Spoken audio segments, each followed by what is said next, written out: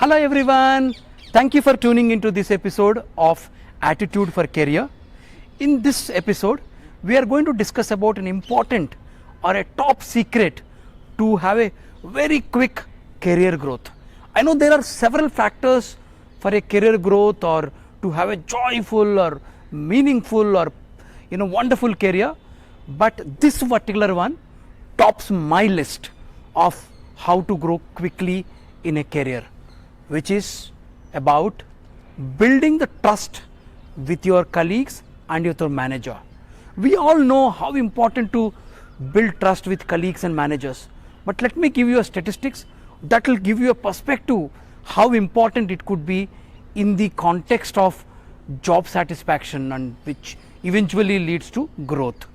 The Edelman Trust Report, I think in the year 2021, talks about 70% of employees reported saying that the trust is the most important factor between the manager and employees or between or among employees for their career growth or job satisfaction. This is a phenomenal statistic, right?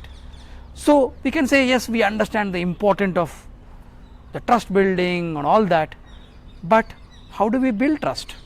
So in this episode, I am going to share a story of 3 people, and then from their story we derive 3 things that will help us to build the trust which will lead to our career growth or having a wonderful career, meaningful, joyful career, whatever you want to call it.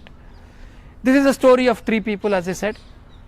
Prema is the manager in a HR, in a big MNC part of the HR team. She manages internal mobility, that means employees of that company to move between countries. Prema has 2 subordinates or colleagues with her. One is Renu and other one is Gopal. Both Renu and Gopal are very good at their work. They are very experienced. They know how to help people with visa processing. They know the norms of other countries, so they help employees with taxation in the other country when they are moving from one country to another country, because employees have to learn about the taxation in the other country and so on and so forth. So they do their work very well.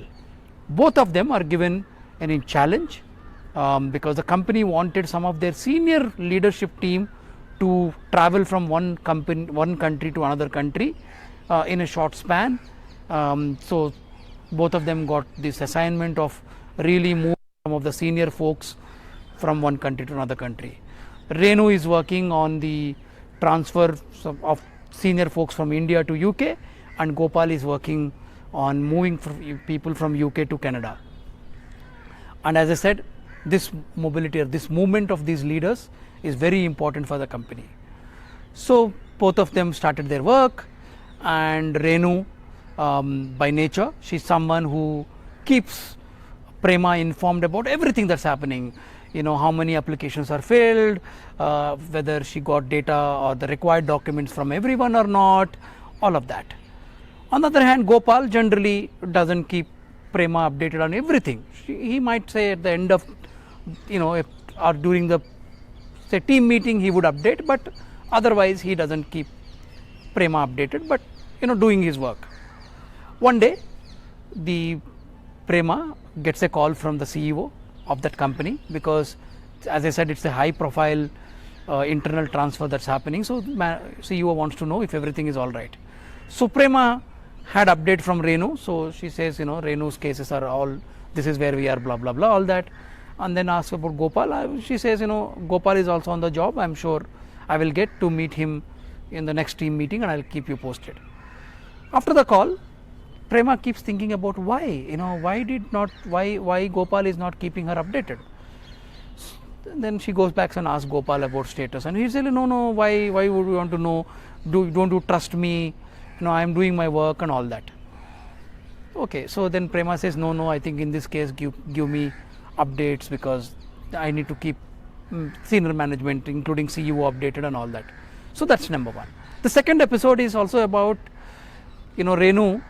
Whenever employee sends, in this case employee sends their document or anything on an email or a WhatsApp, whatever the case may be, if an employee tries to reach Renu, she would promptly either take the call or send them the message saying that I'm in a meeting, I'll call you back, or respond to emails.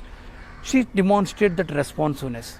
On the other hand, Gopal is someone, again, he is very sincere, does his work, but someone only replies to emails when he wants something, or if there is absolutely requirement to respond, he would respond. But employees keeps wondering, hey, has Gopal got my email? Not, what is he doing? No updates.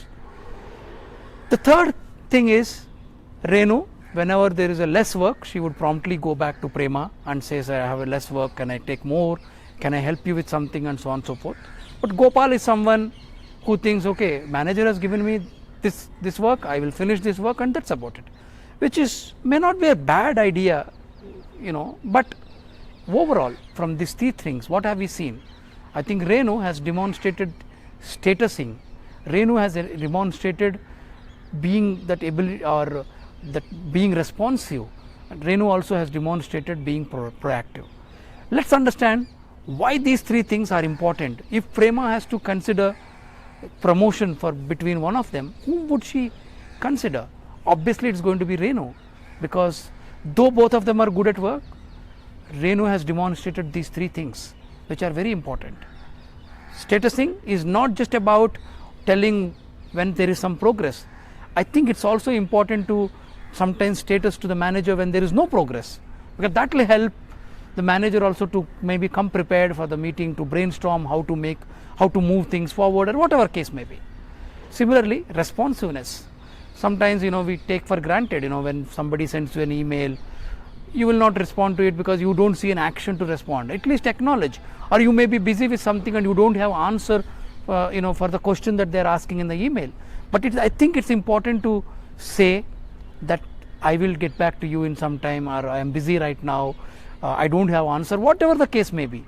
I think being responsive is important. For example, some of us take this for granted, which is when somebody sends a meeting request, you know that you have to go for that meeting, so you anyway go for that meeting, but do not accept that meeting, or do not decline that meeting if you are not going.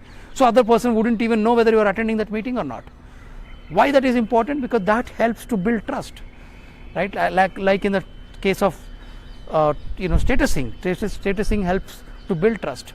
The third thing about proactiveness, when you go proactively to your manager and says, I have more time, you are demonstrating that you can be trusted. Manager doesn't need to always watch out whether you are working, not working, none of that. When the person knows that you yourself will go back and tell them when you have less work, that will help the manager to trust you. So these are the three things that I found that are really cool or important in building career quickly, having a fulfilling career. Please share your list of things that will help you to build trust with your managers and employees. What are the other best practices? Please share that in the comment section. Also talk about how you are planning to use the things that you heard me speaking for your career growth. Please do share. Please like this video so that many people can find this video. Please share in your network and subscribe to my channel Story Garden. See you in my next episode.